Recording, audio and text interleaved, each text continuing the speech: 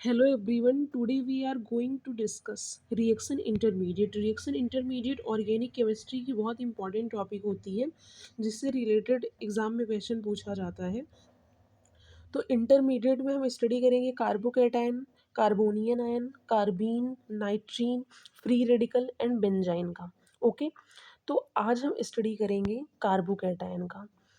Carbocation को हम बिल्कुल बेसिक से पढ़ेंगे। कार्बोकेटायन एक इलेक्ट्रॉन डेफिशिएंट स्पीसीज होते हैं। इसमें 6 इलेक्ट्रॉन होते हैं जो पेयर्ड होते हैं। यहाँ पे 3 सिग्मा बॉन्ड हैं, पेयर्ड हैं, इस वजह से ये डायामैग्नेटिक होगा। ये sp2 हाइब्रिडाइजेशन होते हैं। डायामैग्नेटिक है इसलिए ये ESR इनएक्टिव होगा। ओके, ये हमारा कार्बोकेटायन का बेसिक इन्फॉर्मेशन है। कार्बोकेटायन हमारे 2 टाइप्स के होते हैं, classical carbocation, non classical carbocation. Classical carbocation हमारा बेसिकली नॉर्मल कार्बोकेटायन ही होता है जिसमें 120 डिग्री बॉन्ड एंगल होती है, sp2 हाइब्रिडाइजेशन होता है और ये ट्रेंगुलर प्लानर स्ट्रक्चर होते हैं। ओके, बात करें हम नॉन क्लासिकल कार्बोकेटायन की। नॉन क्लासिकल ये हमारा सिस्टम जो है ये हमारा नॉन क्लासिकल कार्बोकेटायन का है। इसमें हम सेंटर्ड की बात करें तो इसमें 3 सेंटर्ड एंड 2 इलेक्ट्रॉन बॉन्ड होते हैं, sp3 हाइब्रिडाइजेशन होता है और ये टेट्राहेड्रल स्ट्रक्चर होते हैं। इनकी रिएक्शन मैकेनिज्म को हम NGP में देखेंगे, नेबरिंग ग्रुप पार्टिसिपेशंस में। यहाँ पे हम ओनली क्लासिकल कार्बोकेटायन की ही स्टडी करेंगे। ओके, सो अब हम बात करेंगे इस क्लासिकल कार्बोकेटायन के एक एग्जांपल और हम देख लेते हैं। यहाँ पे कार्बन में 3 फिनाइल रिंग लगी हुई हैं। बात करें हम कार्बन के हाइब्रिडाइजेशन की तो यहाँ पे sp2 हाइब्रिडाइजेशन है। यहाँ पे कार्बन कार्बन आपस में रिपल्सन कर रहा है, इस वजह से यहाँ पे प्लानर शेप एडजस्ट नहीं करेगा, यहाँ पे प्रोपेलर शेप का फॉर्मेशन हो रहा है। ओके, अब हम बात करें स्टेबिलिटी ऑफ कार्बोकेटायन की, तो कार्बोकेटायन की स्टेबिलिटी से रिलेटेड बहुत सारे क्वेश्चन पूछे जाते हैं। तो कुछ रूल्स होते हैं जिनके बेस पे हम कार्बोकेटायन स्टेबिलिटी ऑर्डर लगाते हैं। तो फर्स्ट ऑफ ऑल हम एरोमेटिसिटी देखते हैं। अगर किसी भी सिस्टम में हम कार्बोकेटायन का फॉर्मेशन करवा रहे हैं और वहाँ पे हमें एरोमेटिसिटी मिल रहा है तो उसे हम मोस्ट प्रायोरिटी देते हैं। ओके, सेकंड हम मीजोमेरिक या रिजोनेंस को देते हैं।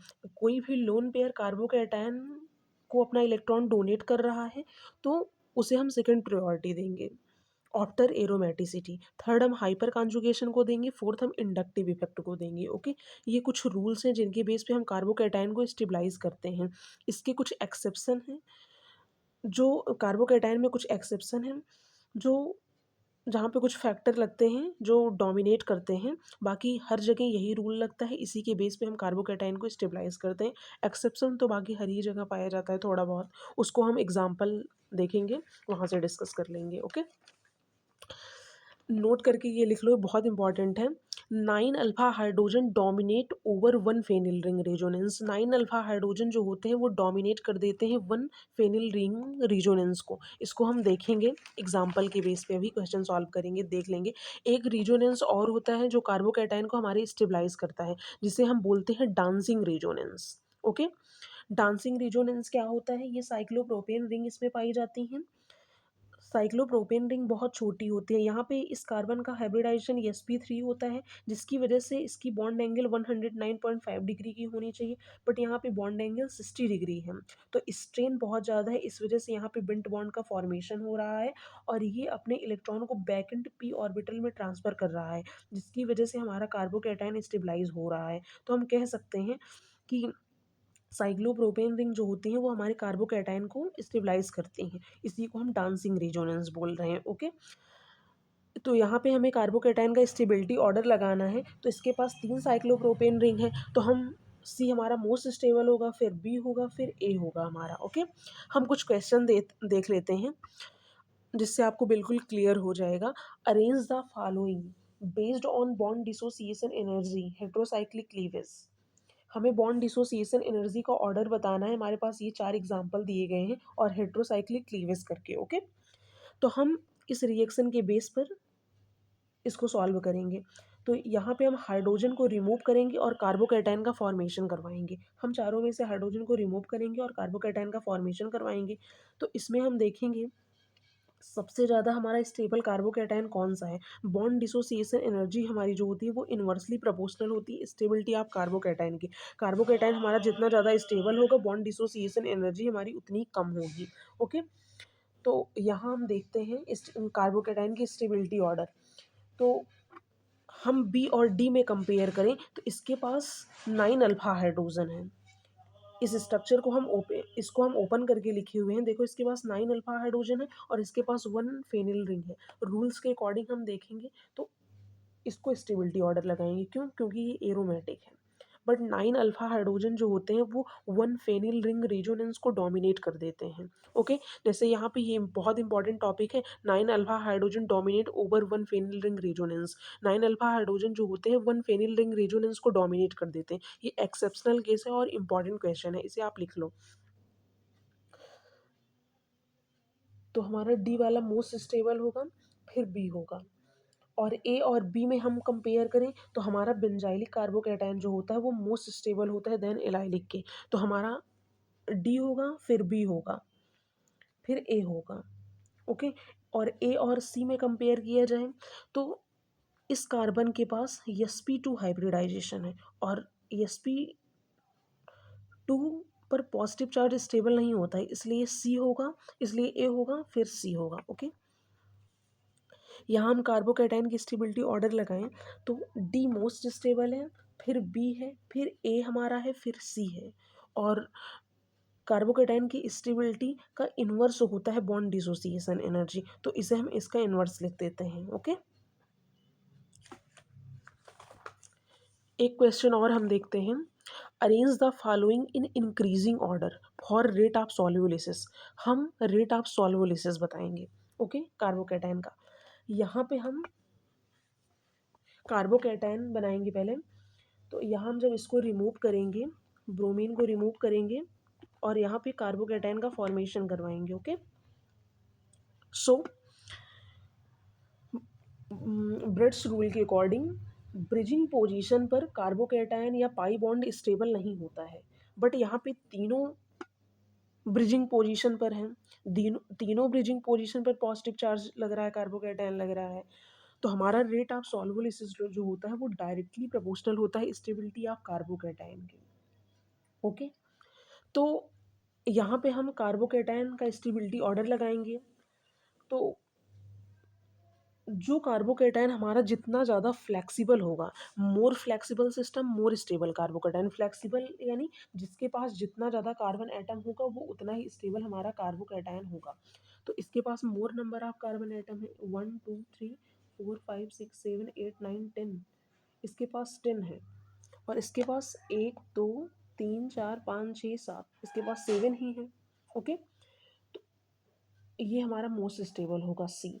और बी और ए में हम कंपेयर करें तो यहाँ पे एक कार्बन है, यहाँ पे दो कार्बन है, तो इसलिए ए होगा तब बी होगा। तो मोस्ट स्टेबल कार्बोकैटायन हमारा सी होगा, फिर ए होगा, फिर बी होगा। ओके, इसका स्टेबिलिटी ये ऑर्डर होगा।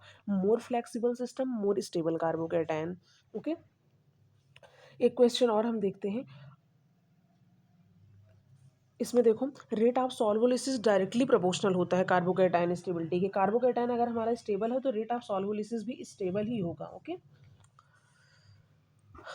थर्ड क्वेश्चन हम देखते हैं। Arrange the following in increasing order of hydride affinity.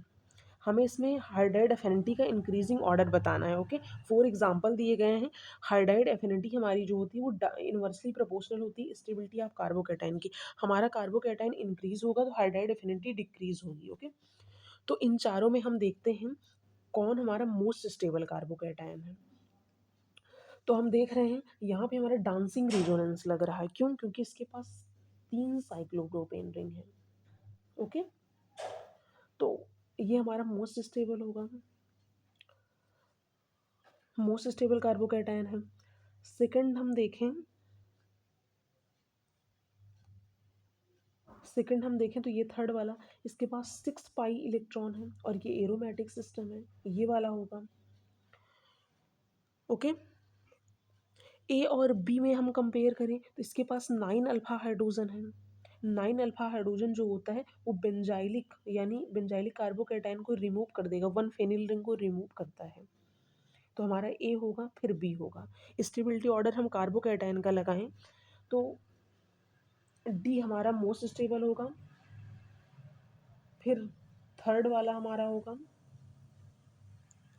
फिर हमारा फर्स्ट वाला होगा, फिर हमारा सेकेंड ऑर्डर होगा। ठीक है, लेकिन यहाँ पे हाइड्राइड अफिनिटी ऑर्डर पूछ रहा है तो यहाँ पे हम हाइड्राइड अफिनिटी का ऑर्डर इसका रिवर्स हो जाएगा।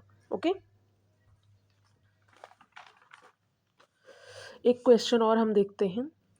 Arrange the following in increasing order of rate of precipitate formation with AgNO3। Precipitate का फॉर्मेशन होता है AgNO3 के साथ, तो इसका रेट क्या होगा? रेट जो होता है वो डायरेक्टली प्रोपोर्शनल होता है स्टेबिलिटी ऑफ कार्बोकैटायन के। ओके, तो हम देखते हैं कौन सा हमारा कार्बोकैटायन मोर स्टेबल है। ओके, तो यहाँ पे हमारा 6 पाई इलेक्ट्रॉन है, यहाँ पे 1 पाई इलेक्ट्रॉन रिजोनेंस कर रहे हैं, यहाँ पे 2 पाई इलेक्ट्रॉन रिजोनेंस कर रहे हैं। तो यहाँ पे 6 पाई इलेक्ट्रॉन जो है वो मोस्ट स्टेबल होगा। कैसे? 6 पाई इलेक्ट्रॉन है, एक बॉन्ड ये है, एक बॉन्ड ये है, 1 2 3 4 5 6, 1 2 3 4 5 6, इसके पास 6 पाई इलेक्ट्रॉन है। ओके, तो इसलिए बी वाला हमारा मोस्ट स्टेबल होगा। और ये फोर्थ है, फर्स्ट और फोर्थ में कंपेयर किया जाए तो फर्स्ट वाला मोर स्टेबल होगा क्योंकि इसके पास 2 पाई बॉन्ड है। ओके, फिर इसके बाद हमारा फोर्थ वाला होगा, थर्ड वाला हमारा एंटी एरोमेटिक है, एंटी एरोमेटिक को हम लेस प्रायोरिटी देते हैं। ओके, ये लेस होता है कार्बोकैटायन की स्टेबिलिटी में। ओके, आई होप कि आप लोग को समझ में आया होगा। Thank you.